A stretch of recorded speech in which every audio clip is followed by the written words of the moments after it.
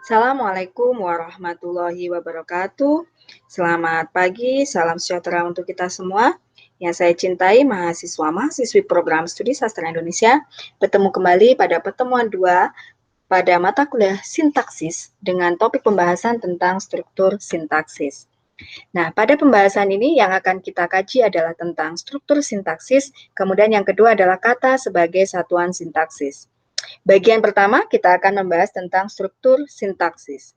Oke, yang pertama kita harus tahu 3 istilah ini. Yang pertama adalah fungsi sintaksis. Nah, fungsi sintaksis ini berkaitan dengan subjek, kemudian dengan predikat, objek, keterangan. Jadi subjek, predikat, objek, keterangan itu adalah fungsi sintaksis.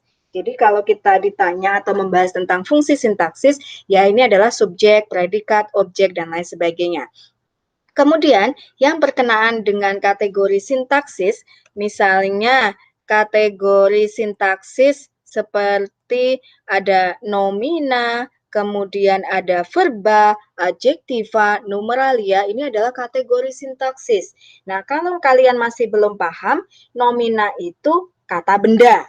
Kalau verba itu kata kerja, adjektiva itu kata sifat, numeralia itu adalah angka, dan lain sebagainya. Kemudian istilah yang ketiga yang harus Anda pahami adalah peran sintaksis. Nah, peran sintaksis itu misalnya sebagai pelaku, sebagai penderita, sebagai penerima, dan lain sebagainya. Contoh, Bu Puji kasih contoh nih. Misalnya ada sebuah kalimat. Ali belajar bahasa di kelas. Kita lihat, secara fungsi sintaksis, yang mana yang merupakan subjek? Subjeknya apa? Ayo. Jadi subjeknya adalah Ali. Nah, Ali ini kategorinya sebagai apa? Sebagai nomina atau kata benda. Kemudian, yang berfungsi sebagai predikat adalah belajar, yang kategorinya adalah verba. Kemudian yang berupa objek atau fungsinya sebagai objek adalah bahasa, dan kategorinya adalah nomina. Kemudian untuk fungsi keterangan, itu adalah pada kata di kelas, ini berkategori adverbia. Kenapa adverbia? Karena dia fungsinya adalah menyatakan keterangan, ya, adverb. Nah, untuk bagian kedua, kita akan membahas tentang kata sebagai satuan sintaksis. Jadi di dalam sintaksis, bagian terkecil, yang paling kecil adalah kata, ya. Dalam tataran sintaksis, kata merupakan satuan terkecil yang secara hierarki menjadi komponen pembentuk satuan sintaksis yang lebih besar, yaitu frase, yang akan kita bahas pertemuan selanjutnya. Jadi yang paling kecil adalah kata, setelah kata bergabung membentuk dengan kata lain akan membentuk sebuah frase, dan lain sebagainya, ya. Kemudian, terdapat 2 macam kata dalam satuan sintaksis. Yang pertama adalah kata penuh atau full word, dan yang kedua adalah kata tugas atau function word.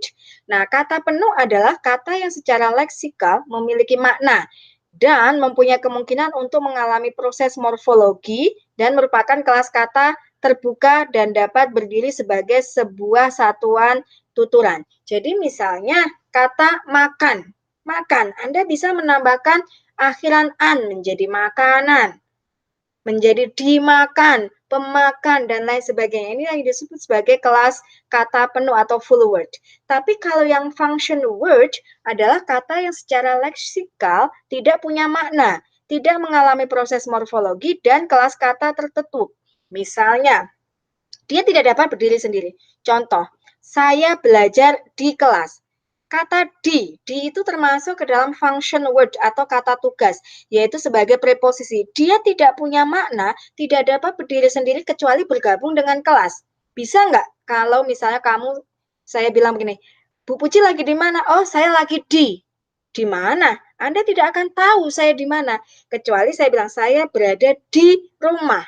Nah, di tidak dapat memiliki makna atau tidak dapat berdiri sendiri kecuali bergabung dengan kelas kata lain. Nah, ini yang disebut sebagai function word atau kata tugas. Yang merupakan kata penuh, yang tadi ya, itu adalah kata nomina, verba, adjektiva, adverbia, numeralia. Sedangkan kata tugas itu seperti preposisi ya, kayak di, ke, dari, itu nggak bisa berdiri sendiri. Konjungsi kayak dan, untuk, dan lain sebagainya, tidak bisa berdiri sendiri. Baik, terima kasih banyak atas perhatiannya. Mudah-mudahan materi kedua ini dapat memberikan manfaat. Tetap semangat dan selalu semangat dan tetap menjaga kesehatan. Assalamualaikum warahmatullahi wabarakatuh dan sampai bertemu lagi di pertemuan selanjutnya.